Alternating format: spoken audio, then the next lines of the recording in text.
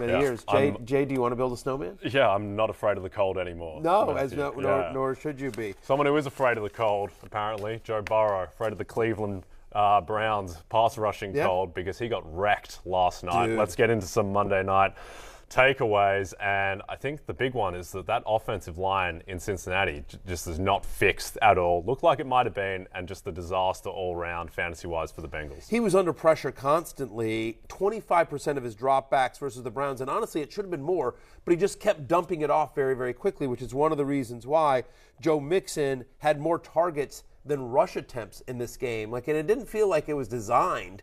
And I think people are going to look at this game, or if they look at the box score, they'll be like, oh, they really missed Jamar Chase. And make no mistake, not having Jamar Chase hurts, but honestly, not having an offensive line hurts. I mean, they're not going to face a defensive line as good as the Browns every game. Next week, they are on a bye, so they have some time to regroup, and then they're at Miami, at Buffalo, home to Tampa Bay. But it's not like it's suddenly easy. The Bills obviously have an amazing defensive line. The Buccaneers, that's one of the few things that's going right for Tampa Bay. Miami's no slouch. So the Bengals got to get this fixed and quick over the bye week because Joe Burrow was constantly under pressure, and as a result, his plays weren't getting down.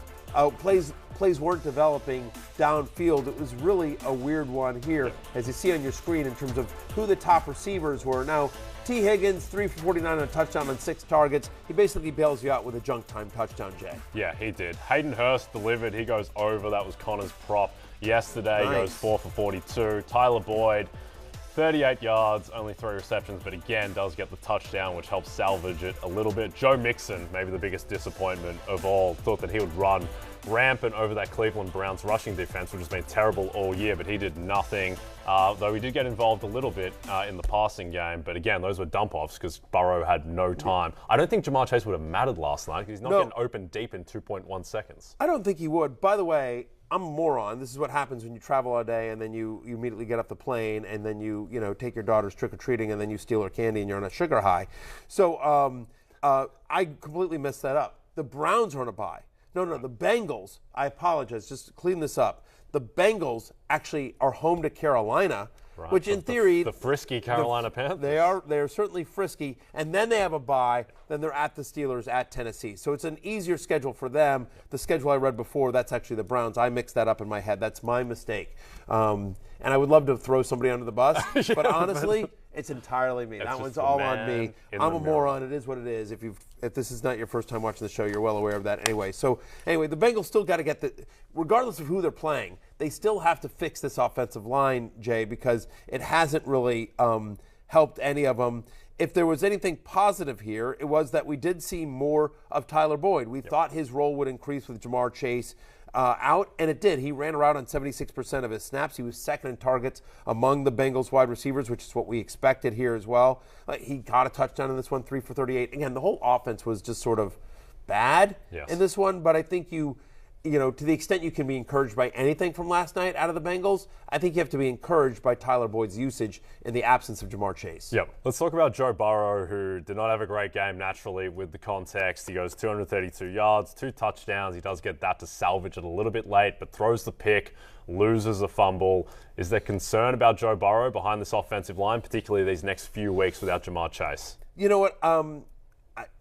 It's less concern and more of an eyebrow raise. I mean, you just see here, right as you're watching the footage here. I mean, he's got no time to throw. He's got no time to throw.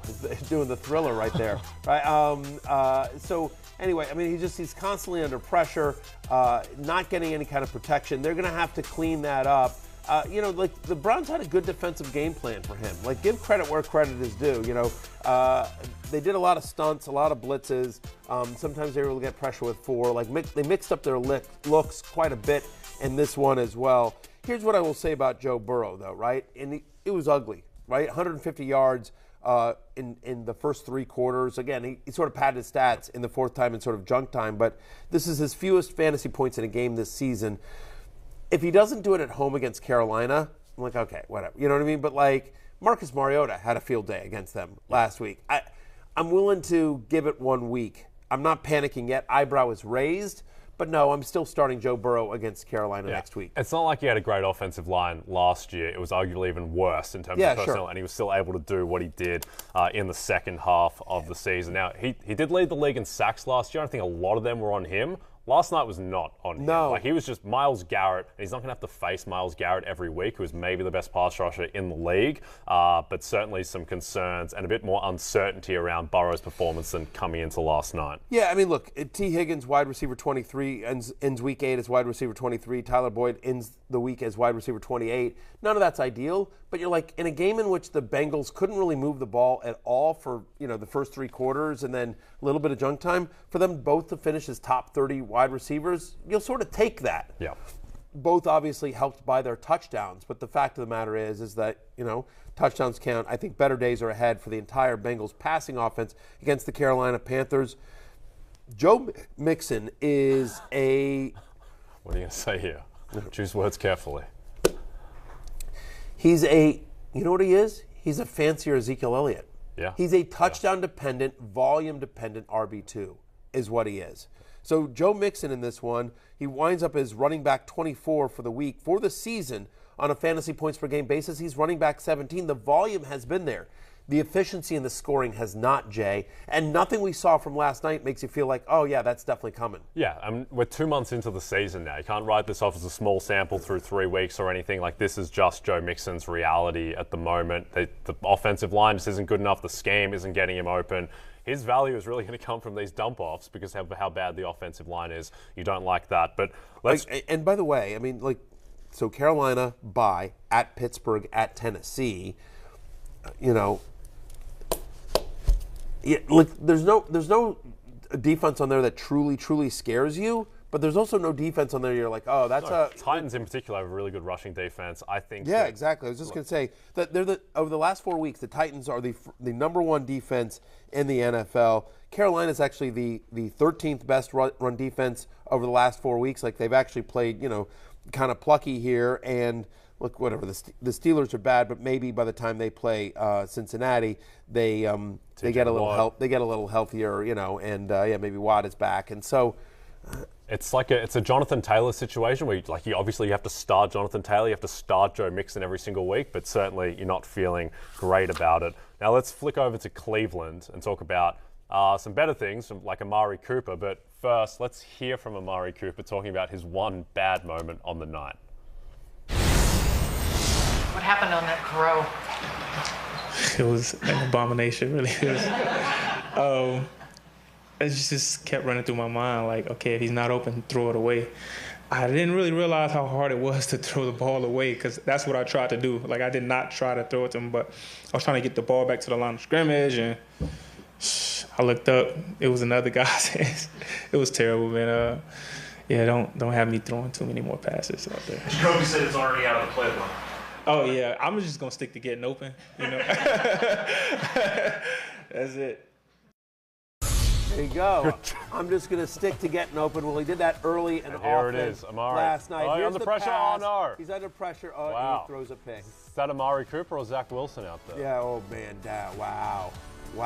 Amari Shots Cooper fired. just owning it. Meanwhile, here's Jacoby Brissett finding Amari Cooper wide open. That's more like it. This is more like it. This is more what we've seen quite a bit. We're familiar with this, touchdown. as are the fans in Cleveland, because when he's at home in Cleveland, Amari Cooper is the greatest wide receiver of all time. Yeah, it's Cooper, Bryce, Moss. Yeah, it's unbelievable. This is the here one, he is. What a catch. Just unbelievable catch. He beats 2 guys downfield. To ice the game. To just absolutely ice the game. Great catch, kind of by a shoestring catch there down the field. The fact of the matter is, as you see it here on your screen, the home road splits are remarkable. It's throughout his career, but even more stark this year. When he's at home this year, he's averaging over 90 receiving yards a game, over 6 receptions a game. He's got 5 touchdowns he's got 5 touchdowns at home, and he's averaging over 21 fantasy points per game. Then on the road, he has not scored. He's averaging under 35 receptions a game, under 35 receiving yards a game, under 3 receptions a game, and 5.7 fantasy points per game is what he averages on the road. Now, worth noting, his next 3 games, I'm getting the schedule right: bye, at Miami, at Buffalo. Yeah. The NFL trade deadline is 4 o'clock today. The fantasy trade line is still a few weeks away. But given how stark the home road splits are, and given the fact that you're not going to be able to, you shouldn't use him. You're probably still going to have to roll him out there. But I'm just sitting here. If somebody's not really aware of the home road splits, they're off the Monday night game. It's an island game. Everyone's watching. He made a bunch of big plays here. Are you selling high on Amari Cooper? Because I am. Yeah. If I need to, if I'm sitting here, as we head into week 9, if I'm 4-4, and I'm sitting here, I'm 3-5, and I'm like, look, I got to win.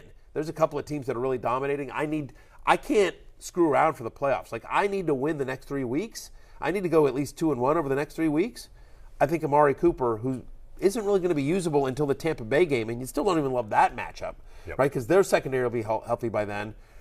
I don't know. I agree, and I think the thing with Cooper has always been that Deshaun Watson is coming. He's coming for the back half for the fantasy playoffs. He's going to be there, and it's going to get better. Well, I don't think it is going to get better, because how much better can it get than it is right now with Jacoby Brissett? I don't think for him that's going to mean a meaningful uptick. And then when you look at the road games upcoming, I would try and sell high on Amari Cooper. Yeah, I mean, listen, I'm not just giving him away, but he's, on the season, Amari Cooper is the 8th best wide receiver in fantasy. He's wide receiver 16 on a points per game basis. He's been healthy, which has helped him as well. So for me, try to sell him as a top 10 wide receiver. Again, he's wide receiver 8 on the season. If I could get something that would help me over the next 3 weeks, in a big way, I'm absolutely selling Amari Cooper here as well. The other thing that I think is interesting, Jay, is that, we think about Deshaun Watson, and everyone thinks, oh, Deshaun Watson's going to be awesome. Like, just imagine. If he's doing this with Jacoby Brissett, imagine when he gets Deshaun Watson. We have no idea what Deshaun Watson's going to play like. He looked terrible in the preseason. Terrible. Yeah. And he hasn't played real football in over 2 years now. Yeah. And by the way, if you look at this Bengals schedule, I'm sorry, if you look at the I keep screwing this up. Whatever, 2 Cincinnati teams, 2 Ohio teams, 2 Orange teams. They're both orange and from Ohio. Like, all right, it is what it is. If you look at the Browns' upcoming schedule, once Deshaun Watson gets back, it's a bunch of division games. There's the game with the Steelers. There's a game with the Bengals. There's a game with the Ravens. Like, his first game back is against the Texans, a pluckier than they've been given credit for defense, Texans. But that's a pretty easy matchup. But then after that, it gets pretty tough if you start looking at the schedule here. So I'm not convinced.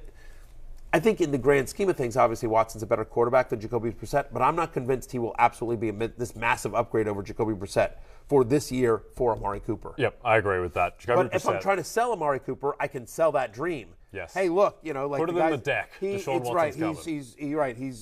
He's been awesome so far. Deshaun Watson's coming. Let's go. So, all right. The only other thing I would say about this game here, whatever. Nick Chubb is a superstar here. We're going to talk about Donovan Peoples-Jones, 4 for 81, yet another game over 70 yards for DPJ. So we'll talk about him coming up in waivers with wide receivers here. But we finally saw D'Ernest Johnson in this game. Yeah.